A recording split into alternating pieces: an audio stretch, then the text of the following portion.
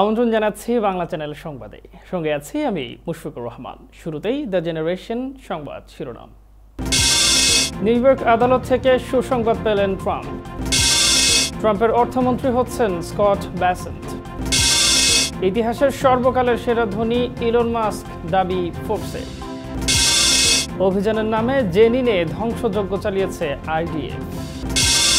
এবং এআই রোবটের আঁকা ছবি বিক্রি হয়েছে $1 মিলিয়ন। শুনছিলেন দ্য জেনারেশন সংবাদ শিরোনাম। এবারে যুক্তরাষ্ট্র সংবাদ। নবনির্বাচিত প্রেসিডেন্ট ডোনাল্ড ট্রাম্পের বিরুদ্ধে পর্নোতারকা স্টর্মি ড্যানিয়েলসকে ঘুষ প্রদান মামলার রায় স্থগিত ঘোষণা করেছেন নিউ ইয়র্কের একটি আদালত। 22 নভেম্বর এই ঘোষণা দিয়েছেন নিউ ইয়র্ক উচ্চ আদালতের বিচারপতি জোয়ান মার্চেন্ট। কয়েক মাস আগে এই মামলায় দোষী সাব্যস্ত হয়েছেন ডোনাল্ড ট্রাম্প। আগামী সপ্তাহে মামলার রায় ঘোষণার সূচি ছিল। তার আগেই এই স্থগিতাদেশ দিলেন বিচারপতি মার্চেন্ট। আগেও দুবার এই মামলার রায় ঘোষণার তারিখ পেছানো হয়েছে। গত সপ্তাহে এই মামলা খারিজ করে দেওয়ার আবেদন করেছিলেন ট্রাম্পের আইনজীবীরা। শুক্রবার রায় ঘোষণা স্থগিতের পাশাপাশি মামলাটি খারিজের আবেদনের জন্য ট্রাম্পের আইনজীবীদের সময়ও বেঁধে দিয়েছেন বিচারপতি। আগামী 2 ডিসেম্বরের মধ্যে এই আবেদন করতে পারবেন ট্রাম্পের আইনজীবীরা। শুক্রবার বাদীপক্ষ স্টর্মি ড্যানিয়েলসের আইনজীবী এবং ম্যানহাটন জেলার অ্যাটর্নি অ্যালভিন ব্র্যাগ বিচারপতি মার্চেন্টকে একটি চিঠি দিয়েছেন। নবনির্বাচিত প্রেসিডেন্ট ডোনাল্ড ট্রাম্প তার প্রশাসনে অর্থমন্ত্রী পদে ওয়াল স্ট্রিটের স্বনামধন্য বিনিয়োগকারী স্কট ব্যাসেন্টকে মনোনয়ন দিয়েছেন। যুক্তরাষ্ট্রের কর নীতি, সরকারি ঋণ, আন্তর্জাতিক অর্থায়ন ও নিষেধাজ্ঞার মতো গুরুত্বপূর্ণ বিষয়াবলিতে নেতৃত্ব দেবেন স্কট। অর্থমন্ত্রী পদে স্কট ব্যাসেন্টের নাম ঘোষণা করে শুক্রবার নিজের সোশ্যাল ট্রুথে দেওয়া এক পোস্টে ট্রাম্প বলেন, বিশ্বের অন্যতম খ্যাতনামা আন্তর্জাতিক বিনিয়োগকারী এবং ভূরাজনৈতিক ও অর্থনৈতিক কৌশলবিদ হিসেবে স্কটকে ব্যাপক সম্মান করা হয়। ট্রাম্প আরও বলেন, স্কট আমেরিকা ফার্স্ট এজেন্ডার দীর্ঘদিনের একজন সমর্থক। তার নীতিগুলো সমর্থন করার মধ্য দিয়ে তিনি যুক্তরাষ্ট্রের প্রতিযোগিতামূলক মনোভাবকে এগিয়ে নেবেন এবং অন্যায্য বাণিজ্য ভারসাম্যহীনতা বন্ধ করবে। স্কট ব্যাসেন্ট প্রেসিডেন্ট নির্বাচনের প্রচার কাজের শুরু থেকেই ট্রাম্পকে সমর্থন জুগিয়েছেন। নির্বাচনী প্রচারের সময় ট্রাম্পের প্রশংসা করে স্কট ব্যাসেন্ট ভোটারদের বলেছিলেন, নতুন একটি স্বর্ণযুগের সূচনা করতে যাচ্ছেন ট্রাম্প। তা হবে নিয়ন্ত্রণমুক্ত, কম দামের জ্বালানির এবং নিম্ন করের। প্রেসিডেন্ট নির্বাচনে ডোনাল্ড ট্রাম্পের জয়ের পর বিশ্বের শীর্ষ ধনী ইলন মাস্কের অর্থ সম্পদ আরও ফুলে ফেপে উঠেছে। ফোর্বস জানিয়েছে, মাস্কই এখন ইতিহাসের সর্বকালের সেরা ধনী। ফোর্বসের প্রতিবেদনে বলা হয়, সব মিলিয়ে এই মুহূর্তে মাস্কের মোট সম্পত্তির পরিমাণ $340 বিলিয়ন, অর্থাৎ $34,000 কোটি বেশি, যা পৃথিবীর ইতিহাসে রেকর্ড বলে মনে করছেন অর্থনৈতিক বিশেষজ্ঞরা। এবারের আমেরিকার প্রেসিডেন্টের নির্বাচনে গুরুত্বপূর্ণ ভূমিকায় ছিলেন ইলন মাস্ক। ট্রাম্পকে জেতাতে নিজের পকেট থেকে খরচ করেন প্রায় $20 কোটি। জানা গেছে, গত 20 দিনে মাস্কের সম্পত্তিতে আরও $70 বিলিয়ন যুক্ত হয়েছে, যা মিয়ানমারের জিডিপির চেয়েও বেশি। পৃথিবীর ইতিহাসে কেউ এত ধনী হননি বলে দাবি অর্থনীতিবিদদের একাংশের। মাস্কের কোম্পানি টেসলা এবং এক্স এআই এর দুরন্ত গতিতে উপরে উঠছে। 22 নভেম্বর তার সম্পত্তির পরিমাণ $340 বিলিয়ন ছাড়িয়েছে। বিশ্লেষকরা বলছেন, ট্রাম্পের জয়ই মাস্ককে এত সম্পদ এনে দিয়েছে। ফোর্বসের প্রতিবেদনে বলা হয়েছে, গত কয়েক সপ্তাহে এক্স এআই এর বাজার মূল্য বেড়ে $50 বিলিয়নে পৌঁছে গেছে। এই কোম্পানিতে মাস্কের 60% শেয়ার রয়েছে। মহাকাশ গবেষণা সংস্থা স্পেস এক্সও লাভজনক জায়গায় রয়েছে, তাতে মাস্কের শেয়ার 42%। এই কোম্পানির বাজার মূল্য $210 বিলিয়ন, আর টেসলায় 13% শেয়ার রয়েছে মাস্কের। ভারতীয় শিল্পপতি গৌতম আদানির বিরুদ্ধে যুক্তরাষ্ট্রের আদালতে মামলা দায়ের ইস্যুতে দুই দেশের সম্পর্কে প্রভাব পড়বে না বলে মত হোয়াইট হাউসের। শুক্রবার এক প্রতিক্রিয়ায় এমন আশাবাদ ব্যক্ত করেছে বাইডেন প্রশাসন। হোয়াইট হাউসের মুখপাত্র কারিন পিয়ের সাংবাদিকদের বলেন, ভারত যুক্তরাষ্ট্রের দৃঢ় সম্পর্ক এই সমস্যা সমাধানের দিক নির্দেশক হবে। এ সময় তদন্তকারী সংস্থা এবং বিচার বিভাগকে আদানিদের বিরুদ্ধে অভিযোগের সুনির্দিষ্ট প্রমাণ পেশ করতে হবে বলেও মন্তব্য করেন তিনি। বিষয়টি সম্পর্কে বাইডেন প্রশাসন অবগত রয়েছে বলেও জানায় হোয়াইট হাউস। বুধবার নিউ ইয়র্কের আদালতে আদানির বিরুদ্ধে প্রতারণার অভিযোগ আনা হয়। এরই মধ্যে তার বিরুদ্ধে গ্রেপ্তারি পরোয়ানা জারি হয়েছে বলেও জানায় একাধিক সংবাদ মাধ্যম। আদানিদের বিরুদ্ধে অভিযোগ, আদানি গ্রিন এনার্জির জন্য সৌরশক্তি প্রকল্পের কাজ পেতে তারা ভারতীয় সরকারি কর্মকর্তাদের $26.5 কোটি বেশি ঘুষ দিয়েছিলেন। এই প্রকল্প থেকে 20 বছরে $200 কোটি মুনাফা হওয়ার সম্ভাবনা ছিল। এদিকে এক বিবৃতিতে আদানি গ্রুপ যুক্তরাষ্ট্রের কৌশলীদের অভিযোগ ভিত্তিহীন বলে অস্বীকার করেছে। পাশাপাশি তারা সম্ভাব্য সব আইনি ব্যবস্থা গ্রহণের কথাও জানিয়েছে। নিউ ইয়র্কারদের ব্যবসা সম্প্রসারণ। গত সপ্তাহে সংখ্যালঘু ও নারীদের মালিকানাধীন ব্যবসা উদ্যোগ MWBE প্রোগ্রামে রেকর্ড পরিমাণ বিনিয়োগ করেছে অ্যাডামস প্রশাসন। 2024 আর্থিক বছরে শহরটি MWBE চুক্তিতে $6.4 বিলিয়ন বরাদ্দ করেছে এবং মেয়র অ্যাডামসের ওয়ান নিউ ইয়র্ক লক্ষ্য অর্জনের দিকে গুরুত্বপূর্ণ অগ্রগতি অব্যাহত রেখেছে, যা ফিসক্যাল ইয়ার 26 সালের মধ্যে 25 বিলিয়ন MWBE সিটি চুক্তি বরাদ্দের লক্ষ্য রাখে। প্রোগ্রামটি দীর্ঘদিন ধরে ন্যায্য সুযোগ থেকে বঞ্চিত সম্প্রদায়গুলোর জন্য আর্থিক সহায়তা ও মানসম্পন্ন সেবা প্রদান করে আসছে। তবে এবছরও প্রোগ্রামটি নতুন রেকর্ড সৃষ্টি হয়েছে। এই প্রোগ্রামটি ভিন্ন বর্ণের সম্প্রদায়ের মধ্যে ক্ষুদ্র ব্যবসা শুরু করা মালিকদের স্বপ্নগুলো বাস্তবায়নে সহায়তা করছে। 3 দশক আগে মেয়র ডেভিড ডিঙ্কিন্স সংখ্যালঘু ও নারীদের মালিকানাধীন ব্যবসার জন্য MWBE প্রোগ্রামটি চালু করেছিলেন। অ্যাডামস বলেন, গত বছর আমরা MWBE-কে রেকর্ড সংখ্যক সিটি কন্ট্রাক্ট প্রদান করেছে এবং সিটি এজেন্সিগুলোর মধ্যে MWBE পুরস্কারের নতুন মাইলফলক স্থাপন করেছে। 5টি বড় জুড়ে প্রোগ্রামটিতে মোট $1.59 বিলিয়ন বরাদ্দ করেছে, যা আমাদের প্রশাসনের প্রথম অর্থবছর 2022-এর তুলনায় 15% বৃদ্ধি। কর্মজীবী নিউ ইয়র্কারদের জন্য একটি নিরাপদ ও সাশ্রয়ী শহর গড়ে তোলাই অ্যাডামস প্রশাসনের লক্ষ্য। এরই মধ্যে শহর জুড়ে কর্মসংস্থান বেড়েছে, অপরাধের হার প্রতি মাসে কমেছে এবং 5টি বড়তে রেকর্ড 1,83,000 ক্ষুদ্র ব্যবসা প্রতিষ্ঠিত হয়েছে, যা শহরের ইতিহাসে সর্বোচ্চ। প্রতিদিন নিউ ইয়র্কারদের জন্য ব্যবসা বৃদ্ধি এবং শহরকে সেবা দেওয়ার সুযোগ নিশ্চিত করতে কাজ করে যাচ্ছে অ্যাডামস প্রশাসন। সংবাদের রিপোর্ট নিচ্ছি ছোট্ট একটি বিরতি, ফিরে এসে দেখবেন। অভিযানের নামে জেনিনে ধ্বংসযজ্ঞ চালিয়েছে IDF এবং AI রোবটের আঁকা ছবি বিক্রি হয়েছে $1 মিলিয়ন।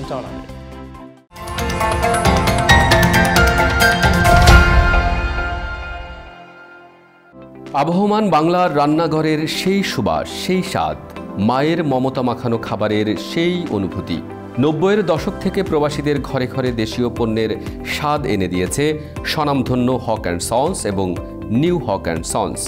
রাঁধুনি, রুচি ও চাষি ব্র্যান্ডের আসল পণ্য মানেই নিউ হক অ্যান্ড সন্স। গুঁড়া মশলা থেকে শুরু করে আচার, চাল, সব গৃহস্থলী পণ্য। স্কয়ারের পণ্য সামগ্রী যুক্তরাষ্ট্রে আমরা একমাত্র পরিবেশক।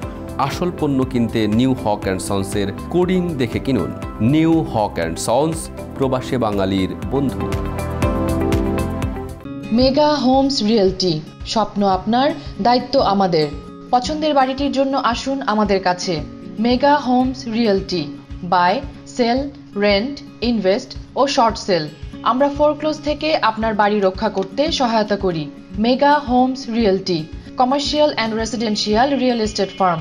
আমাদের সাথে যোগাযোগের ঠিকানা Moinul Islam, 3211 35th Avenue, Astoria, New York 11106। Telephone 9175354131। Email moinul4@gmail.com। এবার আমাদের অ্যানিভার্সারিতে তুমি কি গিফট দিবে? সারপ্রাইজ।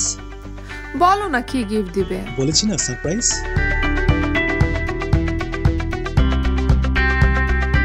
Thank you. চলার পথকে গতিময় করতে আমরা সিলেট মোটরসের প্রতি আস্থা রেখেছি। আপনিও রাখতে পারেন ভাবনাহীন। সিলেট মোটরস, আমরা আছি আপনার সেবায়। আজ আসুন সিলেট মোটরসে। Sylhet Motors, used car dealer in Jamaica, New York. Genius, elegant, neutral, extraordinary, rational, authentic, transparent, intelligent, observer, newsfeed. The Generation, it has a news for everything. The Generation, greetings to all our readers, advertisers and well-wishers. Submit your creative writing to our newsletter. Advertise in our newspaper to promote your products and organization.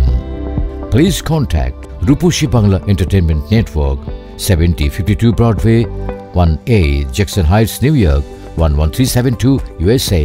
Phone +1 718 496 2000. Email newsthegeneration@gmail.com. Web thegenerationus.com. The Generation, spokesperson of the new generation.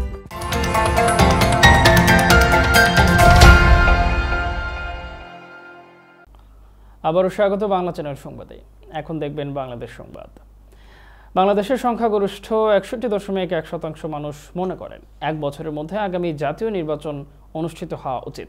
যদিও আরেকটি প্রশ্নের উত্তরে ৬৫.৯% মানুষ বলেছেন অন্তর্বর্তী সরকার যা যা সংস্কার করা প্রয়োজন মনে করবে তার সবগুলো করার পরেই নির্বাচন আয়োজন করা উচিত। আর শুধু নির্বাচন সংক্রান্ত জরুরি সংস্কারগুলো শেষ করে নির্বাচন আয়োজনের পক্ষে মত ৩১.৯% উত্তরদাতার। সম্প্রতি ভয়েস অফ আমেরিকা বাংলার তত্ত্বাবধানে করা এক জরিপে উঠে এসেছে এসব তথ্য। অন্তর্বর্তী সরকার দায়িত্ব নেওয়ার পর কেমন আছে বাংলাদেশ, এ নিয়ে কি ভাবছেন দেশের নাগরিকরা, এ বিষয়ে ১৩ অক্টোবরের থেকে ২৭ অক্টোবর ভয়েস অফ আমেরিকা দেশব্যাপী একটি জরিপ করে। জরিপটি ভয়েস অফ আমেরিকা বাংলার এডিটোরিয়াল নির্দেশনা অনুযায়ী পরিচালনা করে গবেষণা ও জরিপ প্রতিষ্ঠান ORG Quest research limited. Voice of আমেরিকার ঠিক করে দেওয়া সুনির্দিষ্ট প্রশ্নমালার উপর ভিত্তি করে কম্পিউটার অ্যাসিস্টেড টেলিফোন ইন্টারভিউইংয়ের মাধ্যমে দেশের ৮টি বিভাগে ১৮ বছর বা এর চেয়ে বেশি বয়সী ১,০০০ মানুষের মধ্যে জরিপটি পরিচালিত হয়। জরিপে অংশ নেওয়া শহরের জনগণের ৬০.৪% ও গ্রামে বাস করেন তাদের ৬১.৪% আগামী ১ বছরের মধ্যে পরবর্তী জাতীয় নির্বাচন চান। জরিপে অংশগ্রহণকারী পুরুষদের ৫৭.৩% ও নারীদের মধ্যে ৬৫% নির্বাচন চান ১ বছরের মধ্যে। তরুণদের মধ্যে ১৮ থেকে ৩৪ বছর বয়সী ৬২.৪% ১ বছরের মধ্যে আগামী নির্বাচন চান। আর ৩৫ বছর বা তার চেয়ে বেশি বয়সের যারা জরিপে অংশ নিয়েছেন তাদের মধ্যে ১ বছরের মধ্যে আগামী জাতীয় নির্বাচন চান ৫৯.৮%। এখন দেখবেন নিউ হক অ্যান্ড সন্স আন্তর্জাতিক সংবাদ।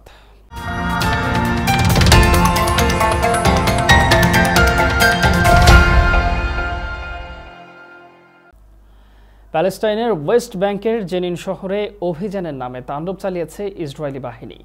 জেনিন শহরে আইডিএফের ২৪ ঘন্টার স্থল ও বিমান হামলায় বাড়িঘর সহ ধ্বংসস্তূপে পরিণত হয়েছে বিভিন্ন স্থাপনা। এতে কমপক্ষে ৯ জন প্যালেস্টাইনিয়ান নিহত ও বেশ কয়েকজন আহত হয়েছেন বলে জানিয়েছে প্যালেস্টাইনের স্বাস্থ্য মন্ত্রণালয়।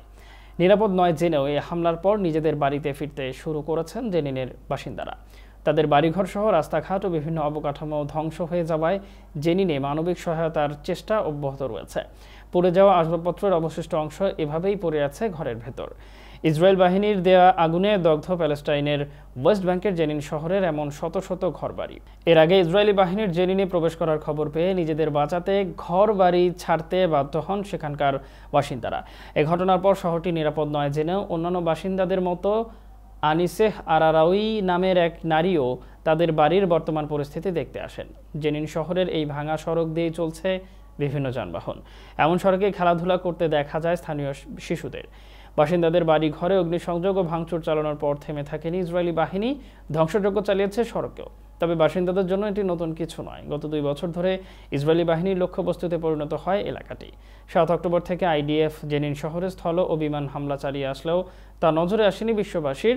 নীরবে তা সয়ে আসছে স্থানীয় বাসিন্দারা। চীনের হুনান প্রদেশের পিংজিয়াং জেলার ওয়াংকু গ্রামে একটি বৃহৎ সোনার খনির সন্ধান মিলেছে। এই খনির খোঁজ এবং এর বিশাল সোনার মজুদ চীনের স্বর্ণ শিল্পের জন্য একটি গুরুত্বপূর্ণ অগ্রগতি হিসেবে বিবেচিত হচ্ছে। খনিটির গভীরতা ২০০০ মিটার পর্যন্ত বিস্তৃত, যেখানে প্রায় ৪০টিরও বেশি সোনার আকরিক ধমনির সন্ধান পাওয়া গেছে।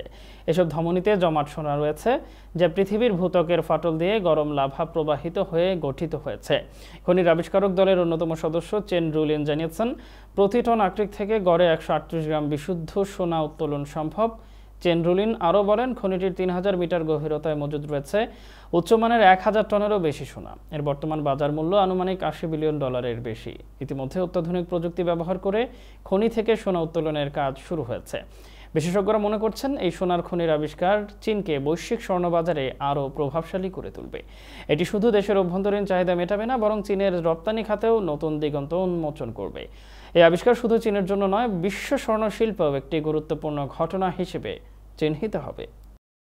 মাছ ধরা নৌকার সঙ্গে ধাক্কা খেল ভারতীয় নৌবাহিনীর একটি সাবমেরিন। এই ঘটনায় ১১ জন নিখোঁজ রয়েছে। ভারতীয় প্রতিরক্ষা মন্ত্রণালয় এক বিবৃতিতে জানিয়েছে, গোয়া উপকূল থেকে প্রায় ৭০ নটিক্যাল মাইল দূরে ১৩ জন ক্রু নিয়ে মাছ ধরছিল নৌকাটি। নিখোঁজ ২ জনের জন্য অনুসন্ধান ও উদ্ধার প্রচেষ্টা চলছে।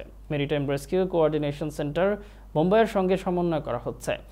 স্করপিয়ন ক্লাস সাবমেরিনগুলো ভারত মহাসাগরে দেশটির নৌশক্তির একটি গুরুত্বপূর্ণ অঙ্গ। এটি anti surface warfare, anti submarine warfare, গোয়েন্দা তথ্য সংগ্রহ, মাইন স্থাপন এবং অঞ্চল নজরদারি সহ বহুবিধ মিশন পরিচালনা করতে পারে। এখন দেখবেন ফার্স্ট এড হোম কেয়ারের সৌজন্যে খেলার খবর।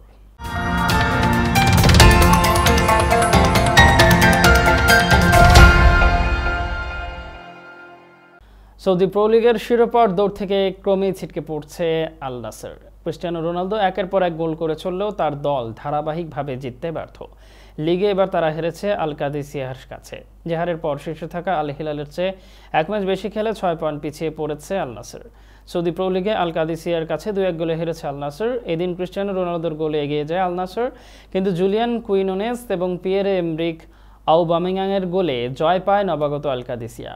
আল আউয়াল পার্কে আল নাসর আধিপত্য দেখিয়েছে। বলের দখল থেকে শুরু করে আক্রমণ সবকিছুতেই এগিয়ে ছিল রোনালদোর দল।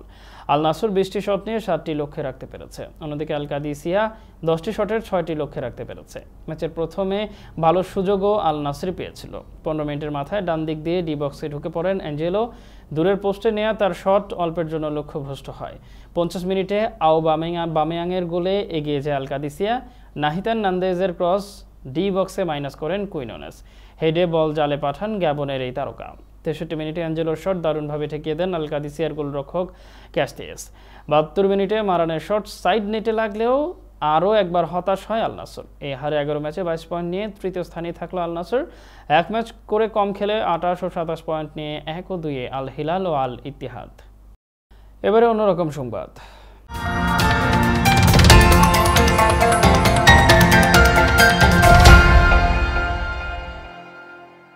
আইডা নামের একটি এআই রোবটের বানানো চিত্রকর্ম 7 নভেম্বর বৃহস্পতিবার এক নিলামে $10,80,000 বিক্রি হয়েছে। মানুষের মতো দেখতে এই রোবটের তৈরি চিত্রকর্মগুলোর মধ্যে এটি এখন পর্যন্ত বিক্রিত সবচেয়ে দামি শিল্পকর্ম। চিত্রকর্মটির নাম AI God portrait of Alan Turing. Alan Turing ছিলেন একজন ইংরেজ গণিত প্রডিজি, যিনি আধুনিক কম্পিউটারের অনেক গুরুত্বপূর্ণ ধারণা দিয়েছিলেন।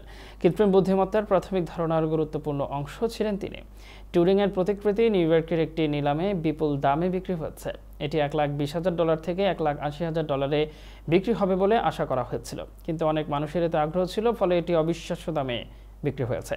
ছবিটি তৈরি করেছে আইডা নামের একটি হিউম্যানয়েড এআই রোবট। রোবটটি নিজের একা অ্যালান টুরিংয়ের প্রতিকৃতির সামনে পোজ দিয়েছে। আইডা নামের রোবটের আকৃতি মানুষের মতো। এই রোবট আঁকতে পারে এবং অন্যদের সঙ্গে কথা বলতে পারে। আইডার নামের প্রথম অংশ এসেছে আর্টিফিশিয়াল ইন্টেলিজেন্স এবং এআই থেকে। এই নামের দ্বিতীয় অংশ এসেছে 1800 শতকের বিখ্যাত নারী গণিতবিদ অ্যাডা লাভলেসের নামে। অ্যাডা লাভলেস হলেন বিশ্বের প্রথম কম্পিউটার প্রোগ্রামার। আইডা প্রতিকৃতিটি তৈরি করতে 15টি থেকে 3টি চিত্রকর্ম বেছে নিয়েছে। আঁকা শেষ হলে আইডার ছোট শিল্পকর্মটি একটি পূর্ণ আকারের চিত্রকর্মে রূপান্তর করার জন্য একটি বিশেষ 3D প্রিন্টার ব্যবহার করা হয়েছে। এই ছিল বাংলা চ্যানেল সংবাদে। শেষ করার আগে দ্য জেনারেশন সংবাদ শিরোনাম জানিয়ে দিচ্ছি আরও একবার। নিউ ইয়র্ক আদালত থেকে সুসংবাদ পেলেন ট্রাম্প। ট্রাম্পের অর্থমন্ত্রী হচ্ছেন স্কট ব্যাসেন্ট। ইতিহাসের সর্বকালের সেরা ধনী ইলন মাস্ক দাবি ফোর্বসে। অভিযানের নামে জেনিনে ধ্বংসযজ্ঞ চালিয়েছে আইডিএফ। এবং এআই রোবটের আঁকা ছবি বিক্রি হয়েছে $1 মিলিয়ন। দর্শক দেখছিলেন বাংলা চ্যানেল সংবাদ। সুস্থ থাকুন, বাংলা চ্যানেলের সঙ্গেই থাকুন। ধন্যবাদ।